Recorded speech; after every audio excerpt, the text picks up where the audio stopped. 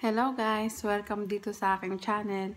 Kung bago ka lang sa aking channel, please po subscribe, like and share, and tap the bell para ma-notify ko pa po kayo sa mga susunod kong video. At ang ating vlog for today is charan! Copper tumbler. Kanina lang po ito binili ng kasama namin sa bahay. And then binigyan niya kami sa isa. Tapos sabi niya, ayan, meron na kayong lagayan ng tubig. Tanso siya guys, tanso, as in tanso talaga. Bakit ako meron nito? Kasi napag-alaman namin at itinuro sa amin na ang copper pala or ang tanso ay mas mabilis nakakapatay ng bakterya. Kasi dun sa nabasa namin, sa 10 million bacteria cells dead just in 6 to 10 minutes.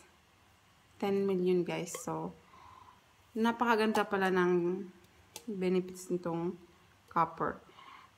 Kasi kung meron tayong katulad na sa doorknobs, mga plato, kutsara, etc. Kung meron kayong stainless, palitan nyo na guys ng tanso. Kasi mas maganda pala to. At mas effective siya na nakakapatay ng bacteria guys.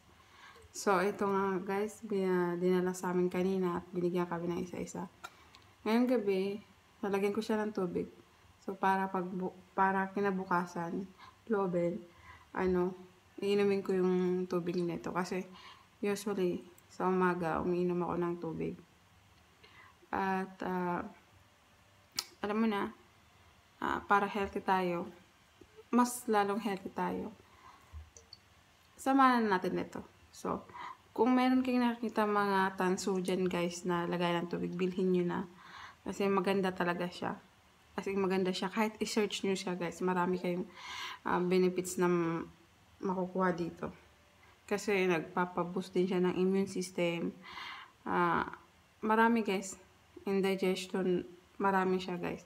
So, ngayon, light lang muna yung natin kasi as of now, ito lang din yung alam ko na mas maganda pala ang tanso kaysa stainless. Kasi sa stainless, kayang magtagal ng bacteria to one day or weeks. Yun yung nasa studies, guys. So, what are you waiting for? Pumili na po kayo ng mga tanso na gamit. O kung meron kayo dyang plato or what is this? Tumbler, bilhin nyo na guys. Tapos, lagyan nyo ng tubig. Tapos, yun yung inumin nyo. Within 4 hours yata. 4 hours. Yan.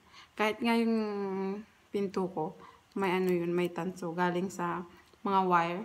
Kinuha namin siya guys. Actually, may ginawa pa nga ako eh. Ito. Ayan. Ito siya guys. Ginawa ko to galing din to sa wire. Kasi marami kaming wire dito sa bahay. So, yung mga sira na. So, ginawa namin siyang ganito. So, sometimes gagawa namin, nilagay ko siya dito sa ko. Or, sabit ko sa may pinto. Pero, actually, yung pinto ko, meron na siyang, binalutan ko na siya ng stainless kasi yun. Mas binalutan ko na lang ng ganito. So, ganito kalaki. So, yan. Guys, meron ako na ito. Pwede rin kayong gumawa ng bracelet na ganyan. Temporarily, para lang, makaiwas tayo sa, kasi napaka-powerful niya guys sa mga bakterya. As in 10 million bacteria kaya niyang patayin within 6 to 10 minutes. So, diba ang bilis? So, yan guys. Ito lang yung aking may share sa inyo ngayong araw. So, sa mga hindi pa nakapag-subscribe ng aking channel, please po subscribe and tap the bell po para ma-notify pa po kayo sa mga susunod ko pang video. Ayan, kasi gabi na dito sa amin. Actually, tulugan na. Ito guys, salamat din sa nag-sponsor sa akin na ito. Salamat ng maraming. So, ayan guys. Bye-bye. Thank you for watching.